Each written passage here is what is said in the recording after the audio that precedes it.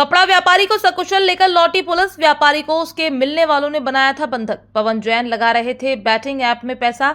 2 गुना पैसा करने का लालच देकर औरों के भी पैसे में लगवाए और हार गए। गजराज अहिरवार, दीवान अहिरवार पवन के कहने पर हारे 2.25 लाख रुपए। गजराज, दीवान और बाबूलाल ने मिलकर किया पवन जैन का अपहरण। हारी रकम वसूलने के लिए परिवार को किया फिरौती का फोन। डीसीपी विनोद मीणा ने बताया 24 घंटे में व्यापारी को सकुशल लेकर इंदौर पहुंची पुलिस। पवन जैन को बैटिंग ऐप में पैसा लगाने की थी आदत।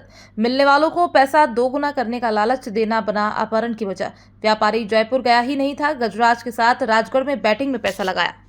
देखिए ये कल एक एफआईआर रजिस्टर हुई थी थाना एरोड्रम के अंदर, जहाँ पे पवन जैन नामक व्यक्ति है, तो उनके परिवारजन द्वारा एक एफआईआर रजिस्टर कराई गई थी कि भाई उनके पास 3 लाख फिरौती के लिए एक कॉल आया है और उनके द्वारा एक अकाउंट नंबर दिया गया है। तत्पश्चात हमारे द्वारा इसमें एक एफआईआर कल रजिस्टर की गई थी रात में। एफआईआर रजिस्टर करने के पश्चात घर वालों से पूछताछ में पता चला कि वह जो पवन जैन है, जो पहले कपड़े का व्यापार किया करते थे और लॉकडाउन के दौरान उनको काफ़ी बिजनेस में नुकसान हुआ था और उसके पश्चात वह जयपुर का बोलकर कि जयपुर बिज़नेस के सिलसिले में जयपुर जा रहा हूं और जयपुर का बोलकर घर से गए थे।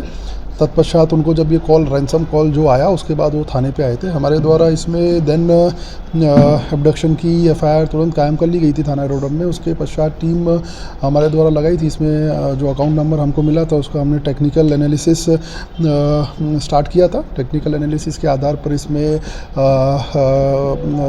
काफ़ी वाइटल क्लूज हमको मिले थे, जिसमें एक जो गजराज अहिरवार करके है, इसके विषय में हमको पता चला था। तत्पश्चात सभी आरोपियों को हमारे द्वारा शिवपुरी से राउंड अप कर लिया गया था।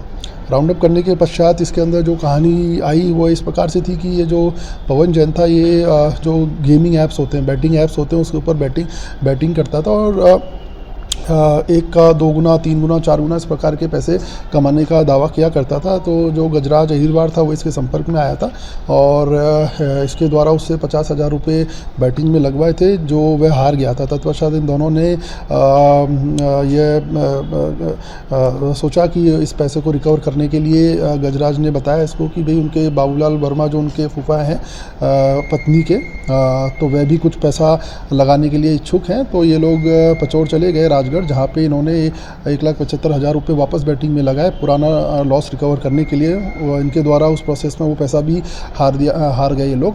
तत्पश्चात ये बाबूलाल वर्मा और गजराज अहिरवार द्वारा अपने पैसों को इससे वापस लेना चाहा गया। उनको ऐसा प्रतीत हुआ कि अब हमारे पैसे नहीं देगा और हमारे पैसे अब दुगने नहीं होंगे। तो इन्होंने तो जो पवन जैन थे उन्होंने बताया कि उनके पास कोई भी पैसा नहीं है। तब जाके इन्होंने ये कॉन्स्पिरेसी रची और उसको वहाँ से ले जाकर शिवपुरी की तरफ वो मूवमेंट उन्होंने किया और इनके परिवार को साइमल्टेनियसली इनके द्वारा बैंक अकाउंट दिया गया कि भाई हमारे जो 3 लाख के आसपास का जो नुकसान हुआ है वह उसकी भरपाई कीजिए और इस अकाउंट में पैसा डालिए।